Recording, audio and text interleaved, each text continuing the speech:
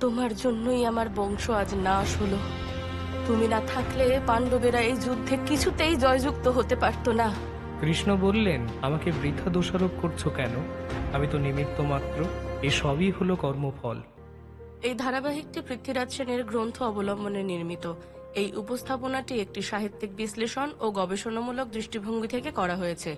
এটি কোনরূপ ধর্মপ্রচার এবং ধর্মীয় অনুভূতির অবমাননার উদ্দেশ্যে নয়। গত পর্বে শুনেছেন দেবী অম্বিকা ও অম্বালিকার কাহিনী। পৃথ্বীরাজ সেনের লেখা মহাভারতে প্রেম ও যৌনতার আজকে পঞ্চম পর্ব। মাতা গান্ধারীর অসীম দুঃখভোগের কাহিনী লেখক জনসমক্ষে তুলে ধরার চেষ্টা করেছেন। চলুন শুনে নেওয়া যাক সেই কাহিনী, দেবী গান্ধারী। এ এক আশ্চর্য প্রেম। জানি না এর অন্তরালে অন্য কোনো আবেগ অথবা চেতনা লুকিয়ে আছে কিনা। ভেবে দেখুন তো, জন্মান্ধ স্বামী যাতে কষ্ট না পান সেই জন্য তার স্ত্রী দু চোখ বন্ধ করে রেখেছেন আবরণে। জীবনে কখনো সেই আবরণটি উন্মোচিত করেননি। পরিদৃশ্যমান পৃথিবীর কোনো কিছুকে দেখার বিন্দুমাত্র আগ্রহ প্রকাশ করেননি। এমনভাবে এক আদর্শ চরিত্রের অধিকারিণী হয়েছেন গান্ধারী। ধৃতরাষ্ট্রের প্রতি গান্ধারীর এই আচরণ কি তার স্বর্গীয় প্রেমের বহিঃপ্রকাশ? ইদানিং নতুন দৃষ্টিকোণ থেকে গান্ধারী চরিত্রের বিশ্লেষণ করা হচ্ছে। বলা হচ্ছে তিনি নাকি অত্যাচারী, ব্যভিচারী, দুর্বিনীত ধৃতরাষ্ট্রকে সহ্য করতে পারতেন না। যাতে স্বামীর মুখ কখনো দর্শন করতে না হয় তাই বস্ত্রাঞ্চলে ঢেকে রেখেছিলেন নয়ন যুগল। আমরা জানি না কোন কাহিনীটি সত্য। যদি শেষেরটিকে বিশ্বাস করতে হয় তাহলে জন্ম জন্মান্তরবাহিত গান্ধারী চরিত্রের মহত্ব অনেকখানি কমে যায়। কিন্তু ইতিহাস বড় নির্মম। সে কোনো আবেগ বা অভিমানকে স্থান দেয় না। নির্মোহ দৃষ্টিভঙ্গিতে সে ঘটনা পরম্পরাকে বিশ্লেষণ করে। আসুন গান্ধারী চরিত্রের ওপর নিরপেক্ষ দৃষ্টিতে আলোকপাত করার চেষ্টা করা যাক। ভীষ্ম জিজ্ঞাসা করলেন, মা, আপনি আমাকে স্মরণ করেছেন? সত্যবতী বললেন, হ্যাঁ, তোমার ভ্রাতুষ্পুত্র ধৃতরাষ্ট্রের বিয়ের বয়স হয়েছে। ওর জন্য অবিলম্বে একটি সুলক্ষণা কন্যা সন্ধান করো। ভীষ্ম বিনীত কণ্ঠস্বরে বললেন, মা, আমি শুনেছি গান্ধাররাজ সুবলের এক পরমা সুন্দরী কন্যা আছে।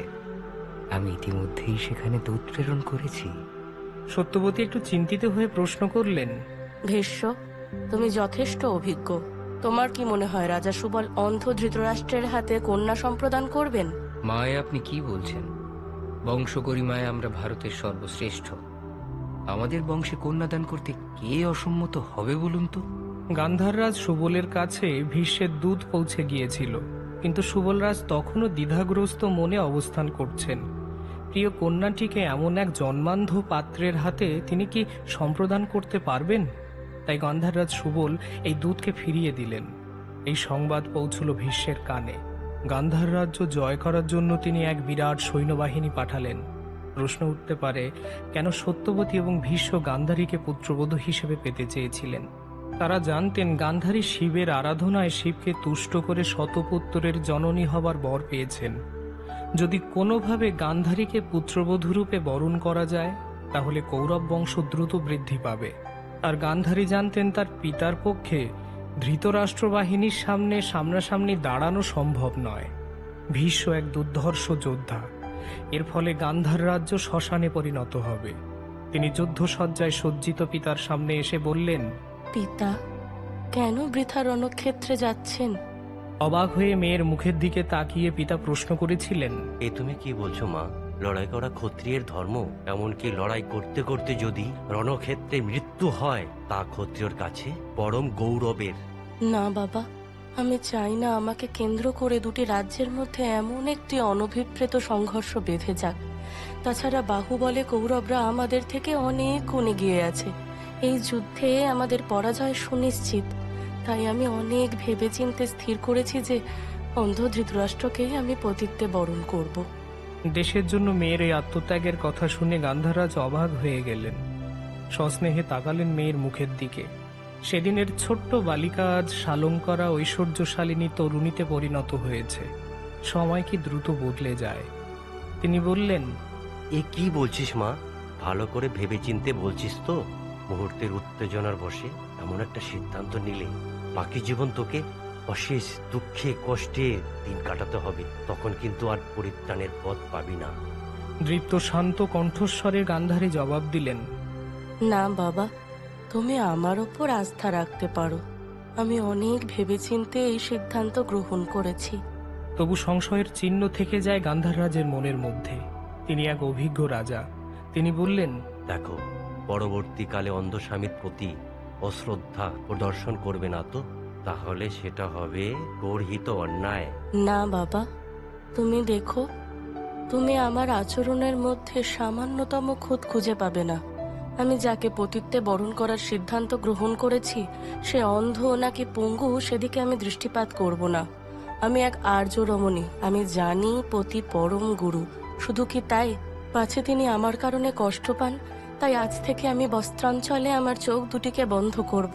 পরিদৃশ্যমান পৃথিবীর কোনো কিছুই আমি আর কখনোই অবলোকন করব না। কন্যার এই কঠিন সিদ্ধান্তের কথা শুনে হাহাকার করে উঠলেন গান্ধাররাজ। কিন্তু কি করবেন তিনি? সবই বোধহয় ভবিতব্য। এই কথা ভেবে শেষ পর্যন্ত তিনি ওই বিয়েতে সম্মত হলেন। গান্ধারী পিতামাতার অনুমতি নিয়ে জন্মান্ধ ধৃতরাষ্ট্রকে পতিত্বে বরণ করলেন। শুরু হলো তার কঠিন কঠোর তপশ্চর্যা। তিনি সুস্মিত ব্যবহার এবং সুস্নাত আচরণের দ্বারা কৌরবদের অন্তর জয় করে নিয়েছিলেন। তার সেবা, শুশ্রূষা এবং কর্তব্যবোধের নিন্দা কেউ কখনো করতে পারবেন না। গান্ধারীর শুধু একটিমাত্র মনোবাসনা ছিল, তার স্বামী যেমন জন্মান্ধ হওয়ার ফলে জ্যেষ্ঠ হয়েও রাজ সিংহাসনের ভার কনিষ্ঠ পাণ্ডুর হাতে অর্পণ করতে বাধ্য হয়েছিলেন, তার সন্তানের ক্ষেত্রে যেন তা না হয়। তার সন্তান যেন পাণ্ডুর সন্তানের আগে পৃথিবীর আলো দেখে এবং শেষ পর্যন্ত সে হবে এই বিরাট ভূমিখণ্ডের একমাত্র অধীশ্বর। একদিন ব্যাসদেব ক্ষুধার্ত হয়ে গান্ধারীর আলয়ে প্রবেশ করেছিলেন। গান্ধারী পরম সমাদরে অতিথি সৎকার করার পর মহর্ষি বললেন, শুচিস্মিতে, তোমার সেবায় আমি পরম তুষ্ট হয়েছি। তুমি তোমার বর প্রার্থনা করো। মহর্ষি, যদি আপনি সত্যি সত্যি আমার সেবায় পরিতুষ্ট হয়ে থাকেন, তাহলে আমাকে এই বর দিন যেন আমার গর্ভে আমার পতির মতো গুণবান শতপুত্র জন্মায়। তথাস্তু বলে ব্যাসদেব চলে গিয়েছিলেন। কিছুদিন বাদে গান্ধারী অন্তঃসত্ত্বা হলেন, তবু প্রসবের লক্ষণ দেখা দিল না। ইতিমধ্যে গান্ধারী শুনলেন তার দেবর পত্নী কুন্তীর এক পুত্র জন্মেছে। এ কথা শুনে ঈর্ষান্বিতা হয়ে তিনি গর্ভপাত করলেন। এর ফলে গর্ভ থেকে এক বিরাট মাংসখণ্ড বের হলো। এই মাংসখণ্ডটিকে জলে ভাসিয়ে দেওয়ার সংকল্প গ্রহণ করলেন হতভাগিনী গান্ধারী। বুঝতে পারলেন তার ইহজীবনের সমস্ত স্বপ্ন বিফল হয়েছে, তিনি কখনো রাজার জননী হতে পারবেন না। ঠিক এই সময়ে মহর্ষি বেদব্যাস সেখানে এসে উপস্থিত হলেন। তুমি কি করছো গান্ধারী? মহাত্মা, কুন্তীর পুত্র হয়েছে শুনে আমি ঈর্ষান্বিত হয়ে গর্ভপাত করেছি। স্বয়ং শিব এবং আপনিও আমাকে বলেছিলেন যে আমি শতপুত্রের জননী হব, কিন্তু তা তো হলো না। আপনি আমার এই মাংসপিণ্ড থেকেই শতপুত্র উৎপাদন করুন। গান্ধারী, তুমি চিন্তা করো না, আমি বর দিচ্ছি এই মাংসপিণ্ড থেকেই তোমার শতপুত্রের জন্ম হবে। গান্ধারী তখন মনে মনে চিন্তা করলেন, যদি একটি কন্যাও জন্মগ্রহণ করত তাহলে তিনি পরম সুখ ও শান্তি লাভ করতেন। ব্যাসদেব শীতল জল সিঞ্চন করে সেই মাংসপিণ্ডকে এক একটি ভাগ করে একটি ঘৃতকুণ্ডলীর মধ্যে রাখতে লাগলেন। গণনা করে দেখলেন 100 ভাগের থেকে 1 ভাগ বেশি হয়েছে। তখন তিনি গান্ধারীকে বললেন, এই 100 ভাগে তোমার শতপুত্রের জন্ম হবে, অবশিষ্ট ভাগে একটি কন্যার জন্ম হবে। এই খণ্ডগুলিকে তুমি গুপ্তস্থানে রাখবে, রোজ জলসেচন করবে, 2 বছর পর এই সব কুম্ভ উদ্ঘাটন করবে। ব্যাসদেবের কথা মতো 2টি বছর ধরে গান্ধারী পরম শ্রদ্ধা যত্ন সহকারে জলসিঞ্চন করতে লাগলেন। 2 বছর পর কুম্ভের প্রথমটিকে উন্মোচন করলেন। তখন দুর্যোধনের জন্ম হলো। দুর্যোধন জন্ম মুহূর্ত থেকে গদর্ভের মতো কর্কশ ধ্বনি করতে থাকেন। সেদিন এই অশুভ লক্ষণ দেখে ধৃতরাষ্ট্র এবং গান্ধারী অত্যন্ত ভীত সন্ত্রস্ত হয়েছিলেন। তারা ভীষ্ম বিদুরের কাছে গেলেন এবং বললেন, সুধীবৃন্দ, রাজপুত্র যুধিষ্ঠির জ্যেষ্ঠের অধিকার বলে এই রাজ্যের পরবর্তী রাজা হবেন, কিন্তু তারপর দুর্যোধন রাজা হবার যোগ্যতা অর্জন করবে তো? এই কথা বলার সঙ্গে সঙ্গে আশ্চর্য ঘটনা ঘটে গেল। শ্রীগাল, কুকুর এবং গাধা ডাকতে লাগলো। নানা অশুভ লক্ষণ দেখা গেল। তা দেখে ধীমান বিদুর বললেন, মহারাজ, যার জন্মলগ্নে এত অমঙ্গল সূচিত হচ্ছে তাকে পরিত্যাগ করাই উচিত। আমার মনে হচ্ছে এর দ্বারা কুরুকুল ধ্বংস হবে। আপনি বরং ওকে ত্যাগ করে বাকি ৯৯ জন সন্তানকে নিয়ে সুখে শান্তিতে থাকুন। এ কথা শুনে ধৃতরাষ্ট্র গেলেন গান্ধারীর কাছে। গান্ধারী বললেন, মহারাজ, শাস্ত্রকারেরা বলেছেন একজনকে ত্যাগ করলে যদি কুলরক্ষা হয় তবে তা করবে, গ্রাম পরিত্যাগ করলে যদি জনপদ রক্ষা হয় তাহলেও পিছপা হবে না, সমস্ত পৃথিবী ত্যাগ করলে যদি আত্মরক্ষা হয় তাও করবে।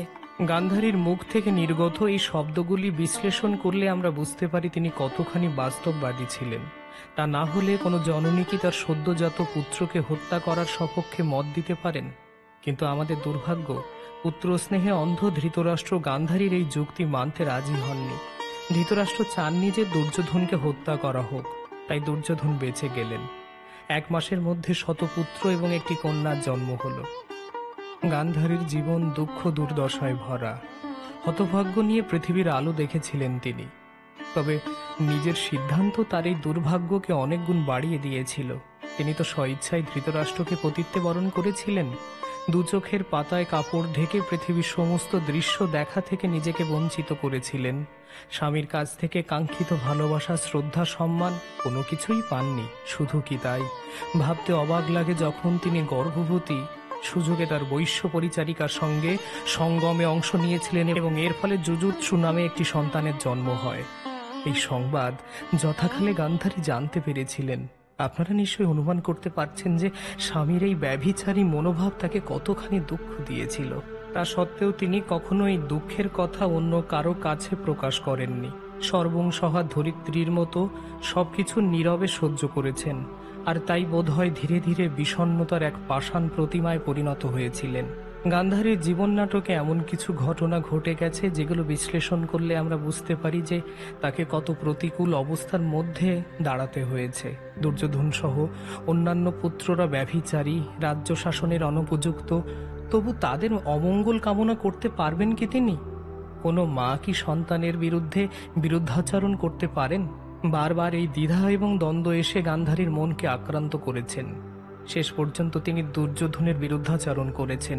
এমনকি রণক্ষেত্রে দুর্যোধন বিজয়ী হবেন কিনা এই বিষয়ে তার মনে যথেষ্ট সংশয়ের জন্ম হয়েছিল।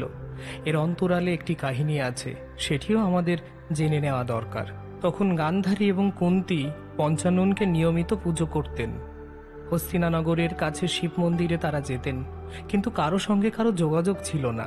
একদিন দৈব দুর্বিপাকে কুন্তীর সঙ্গে দেখা হলো গান্ধারীর। গান্ধারী ঈর্ষান্বিত হয়ে প্রশ্ন করলেন, এ কি কুন্তী, তুমি এখানে এসেছো? তোমার হাতে ফুল ফল দেখছি। কুন্তী বললেন, এতে অবাক হওয়ার কি আছে? আমি রোজই তো এই দেব মন্দিরে এসে শিবের আরাধনা করি। এই কথা শুনে গান্ধারী কোপিত হলেন। গর্বভরে বললেন, আমার পূজিত বিগ্রহকে পুজো করার স্পর্ধা তোমার হলো কি করে? যে বিগ্রহ সধবা নারী পুজো করে, বিধবা রমণী সেই বিগ্রহের পুজো করতে পারে না। তাছাড়া আমি রাজনন্দিনী এবং রাজরানী। কাল থেকে তুমি এই মন্দিরে প্রবেশ করবে না। শান্ত স্বরে কুন্তী বললেন, তুমি জ্যেষ্ঠা ভগিনীর অধিকারে এই বিগ্রহ এতকাল পুজো করেছ আমি ছিলাম না বলে, কিন্তু আমি যতদিন এই কুরুকুলে ছিলাম ততদিন প্রত্যেক প্রভাতে এই বিগ্রহ আমি পূজা করেছি। রাজধানীর সকলে সে কথা জানে। আমি ছাড়া এই লিঙ্গ পুজো করার অধিকার আর কারো নেই। কুন্তী, তুমি তখন যা করেছো এখন আর তা তোমার করা সাজে না। তখন তুমি সধবা ছিলে, ছিলে রাজমাতা। এখন তুমি বিধবা এবং রাজ্যহীনা। আমি দেশে ছিলাম না বলে তুমি এই শিবলিঙ্গ পুজো করছো। আমি অনুরোধ করছি, কাল থেকে তুমি এখানে আর এসো না। এইভাবে কুন্তী এবং গান্ধারীর মধ্যে প্রচণ্ড তর্ক বিতর্ক শুরু হলো। স্বয়ং শিব সেখানে আবির্ভূত হয়ে বললেন, দেখো, তোমরা দুজনেই কুরকুলবধূ, হৃদয়ে ভক্তি সমান।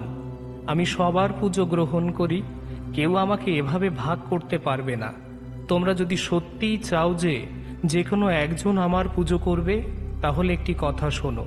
কাল সকালে প্রথমে যে সহস্র সুগন্ধযুক্ত কনক চাপা দিয়ে আমার পুজো করবে, আমি তারই হব। আজ যার জননী এই প্রথম কাজ করবে, তার পুত্র বিশাল রাজ্যের রাজা হবে। এ কথা শুনে গান্ধারী আনন্দে উৎফুল্ল হলেন। ভাবলেন তার শতপুত্র এবং দুর্যোধন কত বলশালী। সহস্র কনক চাপা তৈরি করতে তার বিন্দুমাত্র অসুবিধা হবে না। রাজ্যোচ্যুতা কুন্তীর পক্ষে তা করা সম্ভব নয়। অর্থাৎ তার পুত্র ভবিষ্যতে কুরুরাজ্যের সিংহাসনে আরোহণ করবে। গান্ধারী গৃহে ফিরে গিয়ে সব কথা দুর্যোধনের কাছে খুলে বললেন। দুর্যোধন সঙ্গে সঙ্গে কয়েক সহস্র কারিগরকে ডেকে আনলেন। মন মন সোনা আর মাণিক্য দিয়ে সহস্র কনক চাপা তৈরি করার আদেশ দিলেন। কুন্তী গৃহে ফিরে গিয়ে বাক্যহারা অবস্থায় বসে আছেন। ভীম মায়ের কাছে আহার চেয়ে না পেয়ে অত্যন্ত রেগে গেলেন। অর্জুন, নকুল, সহদেব, এমনকি যুধিষ্ঠিরও জানতে পারলেন না তার মায়ের বিষাদের কারণ কি। অনেক অনুনয় বিনয়ের পর কুন্তী সব ঘটনা বিবৃত করলেন। সঙ্গে সঙ্গে অর্জুন বায়ু বাণ নিক্ষেপ করে কুবেরের পুষ্পকাননকে উড়িয়ে আনলেন, আর সেই কনক চাপা শিবের শিরে বর্ষিত হল। পরের দিন সকালবেলা কুন্তী শুদ্ধচারিণী হয়ে সেই পুষ্পে শিবের পুজো করলেন। শিব তাকে রাজমাতা হবার বর দিয়ে কৈলাসে চলে গেলেন। কিছুক্ষণ বাদে গান্ধারী সহস্র কনক চাপা নিয়ে মন্দিরে প্রবেশ করে দেখলেন যে শিবের পুজো হয়ে গেছে। কুন্তী বর লাভ করে গৃহে ফিরে গেছে। তখন গান্ধারী বুঝতে পেরেছিলেন যে তার ভবিষ্যৎ জীবন আরও দুঃখ কষ্টে অতিবাহিত হবে। গান্ধারী জানতেন দুর্জন ব্যক্তিদের সাহায্য নিয়ে রাজ্য শাসন করছেন, তাই ধ্বংস তার হবে এবং এটাই তার একমাত্র পরিণতি। তিনি ভবিষ্যতের ছবি স্পষ্ট দেখতে পেতেন। যখন যুধিষ্ঠির মাত্র 5খানি গ্রাম ভিক্ষা করেছিলেন, গান্ধারী বারবার পুত্র দুর্যোধনকে অনুরোধ করেন যুধিষ্ঠিরের হাতে 5টি গ্রামের দায়িত্ব তুলে দিতে, তাহলে যুদ্ধের সম্ভাবনা আর থাকবে না। আত্মদম্ভী দুর্যোধন কিন্তু মায়ের এই আদেশ অমান্য করেছিলেন। এরই ফলশ্রুতিতে কুরুক্ষেত্রে যুদ্ধ সংঘটিত হয়। শেষ মুহূর্ত পর্যন্ত গান্ধারী আপ্রাণ চেষ্টা করে গেছেন যাতে যুদ্ধের আগুন শিখা জ্বলে না ওঠে। পুত্রকে সুপথে আনার জন্য তার এই প্রয়াস আমাদের শ্রদ্ধা অর্জন করে।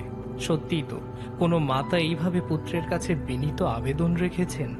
এই আচরণের প্রেক্ষাপটেও গান্ধারী চরিত্রের মহত্ব উদ্ভাসিত হয়েছে। এমনকি ধৃতরাষ্ট্রের কাছে গিয়ে প্রার্থনাও করেছেন ধৃতরাষ্ট্র যেন অবিলম্বে দুর্যোধনকে ত্যাগ করেন। নিজেকে জর্জরিতা মাতা হিসেবে উপস্থাপিত করেও তিনি বলেছেন অবিলম্বে দুর্যোধনের সঙ্গে সমস্ত সংসর্গ ছিন্ন করতে, তা না হলে সমূহ বিপদ অভিসম্ভাবী। দুর্যোধনের প্রতি তার এই বিরূপতার কারণ আমরা বুঝতে পারি। গান্ধারী চেয়েছিলেন কুপুত্রকে বিসর্জন দিয়ে অন্য সকলের ভাগ্যকে সুপ্রসন্ন করতে। এই কাজেও তিনি বিফল হয়েছিলেন। তিনি বুঝতে পেরেছিলেন অনতিবিলম্বে তাকে পুত্রশোকে শোকাচ্ছন্ন হতে হবে। তা সত্ত্বেও ধীর স্থির শান্তভাবে সমস্ত ঘটনাবলীর সামনে এসে দাঁড়িয়েছিলেন গান্ধারী। তার এই চরিত্রের এই স্থৈর্য এবং সহিষ্ণুতা আমাদেরকে অবাক করে দেয় বইকি। অবশেষে রণক্ষেত্রের রণদুন্ধুরি বেজে উঠল। শুরু হলো মহাযুদ্ধ। 18 দিনের এই যুদ্ধে শেষ পর্যন্ত কৌরব বংশ একেবারে ধ্বংস হয়ে গেল। সব কথা শ্রবণ করার পর গান্ধারী পুত্রশোক ভুলে যুধিষ্ঠির ও ভীমকে বুকে জড়িয়ে ধরে বলেছিলেন, যুধিষ্ঠির, তোমাদের আমি চিরকাল আপন পুত্রের মতো দেখেছি। দুর্যোধনে এবং তোমাতে বিভেদ করিনি। আজও তোমাদের আশীর্বাদ করি, তোমরা সুখী হও আর শান্তিতে রাজত্ব করো। কোন সে জননী পুত্রহন্তাকে এভাবে আশীর্বাদ করতে পারেন? এ এক বিরল দৃষ্টান্ত। এবার গান্ধারী ছুটে গেলেন রণক্ষেত্রে। মধ্যরাতে চারপাশ ঘন অন্ধকারে মুখ ঢেকেছে। তখনও মৃত্যু পথযাত্রী আহত রক্তাক্ত সৈন্যদের আর্তনাদ ভেসে আসছে। গান্ধারীকে অনুসরণ করলেন শতপুত্রের শত বিধবা পত্নী। তাদের করুণ বিলাপে রাতের আকাশ বুঝি ভারী হয়ে উঠল। রণক্ষেত্রে গিয়ে দুর্যোধনকে অবহেলা অনাদরে গুলুণ্ঠিত দেখে তিনি আর নিজের শোক সংবরণ করতে পারলেন না। বিলাপ করতে করতে মূর্ছিত হয়ে পড়লেন। পাগলিনী প্রায় গান্ধারীকে কৃষ্ণ এবং বিদুর বহু সান্ত্বনা দিলেন। তা সত্ত্বেও তার শোক প্রশমিত হল না। তিনি জানতেন তার জ্যেষ্ঠ পুত্রের কুকর্মই শত ভাইয়ের বিনাশের কারণ। তিনি আরও জানতেন কৃষ্ণ না থাকলে পাণ্ডবেরা জয়ী হতেন না। অসাধারণ ধীশক্তি সম্পন্না ধৈর্যশালী অনন্যা অদ্বিতীয়া জননী গান্ধারী কিছু সময়ের জন্য এক সাধারণ রমণীতে রূপান্তরিত হয়েছিলেন। সামনে কৃষ্ণকে দেখতে পেয়ে তীব্রভাবে তাকে আক্রমণ করে বললেন, গোবিন্দ, তোমার জন্যই আমার বংশ আজ নাশ হলো। তুমি না থাকলে পাণ্ডবেরা এই যুদ্ধে কিছুতেই জয়যুক্ত হতে পারতো না। কৃষ্ণ বললেন, আমাকে বৃথা দোষারোপ করছো কেন? আমি তো নিমিত্ত মাত্র। এসবই হলো কর্মফল। গান্ধারী বললেন, কৃষ্ণ, সৃষ্টি স্থিতি প্রলয়ের তুমি অধিকর্তা। জীবের দোষ গুণ ধর্মাধর্ম সবকিছুই তোমাতে বর্তমান, সবই তোমার মায়া। এই সংসারে যে সমস্ত ঘটনা ঘটে চলেছে তার সবকিছুর অন্তরালে তোমার অবস্থান। কৌরব এবং পাণ্ডবদের মধ্যে তুমি বিভেদ বিভাজন সৃষ্টি করেছ। আমার ধর্মাত্মা পুত্র যুধিষ্ঠিরের মনের ভেতর হিংসার লেশ মাত্র ছিল না, তুমি তার মনে হিংসার বীজ বপন করেছ। কৃষ্ণ, কৌরব এবং পাণ্ডব উভয়ই তোমার নজরে সমান। উভয়ই তোমাকে বরণ করতে গেলে তুমি কপট নিদ্রায় শায়িত ছিলে। প্রথমে দুর্যোধন তোমার কাছে গিয়েছিল, কিন্তু অর্জুন আসছে শুনে তুমি নিদ্রার ভান করে শুয়েছিলে। অর্জুন এলে তুমি তার সঙ্গে আগে কথা বললে। তুমি অর্জুনের সারথি হলে আর দুর্যোধনকে দিলে তোমার নারায়ণী সেনা। যদি তুমি অর্জুনের সারথি না হতে এবং দুর্যোধনকে সৈন্য না দিতে, তাহলে কি এই নারকীয় সংগ্রাম কখনো সংঘটিত হতে পারত? তুমি যদি উভয়ের হিত চাইতে, তাহলে তুমি যুদ্ধের পথ থেকে কৌরব এবং পাণ্ডবদের দূরে সরাতে। কৃষ্ণ, তুমি বারবার আমার পুত্রদের সঙ্গে অন্যায় আচরণ করেছো। তুমি বিশ্বের বিধাতা, তোমার থেকেই প্রাণের উৎপত্তি। তুমি সৃষ্টি করো, তুমি পালন করো। তোমার আজ্ঞায় শিব সব কিছু ধ্বংস করে। তুমি সৃষ্টি স্থিতি প্রলয়ের অধিকর্তা। সুমতি কুমতি, সুযুক্তি কুযুক্তি সবই তোমাতে বর্তমান। সৃষ্টি করে তুমি যেমন আনন্দ পাও, সংহার করেও বুঝি তেমনই আনন্দ পাও। গান্ধারী অভিশাপ দিয়ে বললেন, আমি এক শোকাতুরা স্নেহময়ী জননী হয়ে বলছি, পুত্র শোকে আজ আমি যতটা কষ্ট পেয়েছি, তুমিও ততটাই কষ্ট পাবে। তোমার যদু বংশ একদিন ধ্বংস হবে। আজ রণক্ষেত্রে আমার পুত্রবধূরা যেভাবে স্বামী হারা হয়ে কাঁদছে, তোমার চোখের সামনে তোমার বধূরাও একদিন একইভাবে কাঁদবে। গান্ধারীর অভিশাপে সৃষ্টি স্থিতি প্রলয়ের অধিকারী প্রভু কৃষ্ণের অধরে মৃদু হাসি দেখা দিল। মনে মনে ভাবলেন, এতদিনে তিনি মুক্তি পেলেন, এও তো তারই সৃষ্টি। গান্ধারীর অভিশাপ গ্রহণ করে তিনি বোধহয় মানব জন্মের জ্বালা থেকে মুক্তি নেবেন। শেষ অবধি কৃষ্ণ মৃদুস্বরে গান্ধারীকে বললেন, ওঠো, শোক পরিত্যাগ করো। আমি যদি দোষী হই, তাহলে তোমার সাপ অবশ্যই ফলবে। এই কথা বলে তিনি গান্ধারীর শোক হরণ করার চেষ্টা করেছিলেন। গান্ধারীর সারাটি জীবন কেটে গেছে হাহাকারের মধ্যে। শতপুত্রের জননী হওয়া সত্ত্বেও তিনি পুত্র গৌরবে গরবিনী হতে পারেননি। তিনি বুঝতে পেরেছিলেন যে কৃষ্ণ বিরুদ্ধ পক্ষের সারথি হওয়ায় এই যুদ্ধে কৌরবরা কিছুতেই জয়যুক্ত হতে পারবেন না। গান্ধারী শেষ জীবনে ধৃতরাষ্ট্র এবং কুন্তির সঙ্গে বানপ্রস্থে গিয়েছিলেন। এক অরণ্য অভ্যন্তরে দাবানলে তার মৃত্যু হয়। এইভাবে শোক সন্তপ্তা গান্ধারী বোধ হয় শেষ পর্যন্ত ঈপ্সিত শান্তিলোকের বাসিন্দা হওয়ার বিরলতম সুযোগ পেয়েছিলেন। আজ আমরা যখন এই মহীয়সী রমণীর স্বার্থত্যাগ ও আত্মবলিদানের কথা ভাবি, তখন আমাদের অজান্তেই চোখের কোণে অশ্রুরেখার জন্ম হয়। হতভাগিনী গান্ধারীর প্রতি এ বোধ হয় আমাদের চিরকালীন শ্রদ্ধা।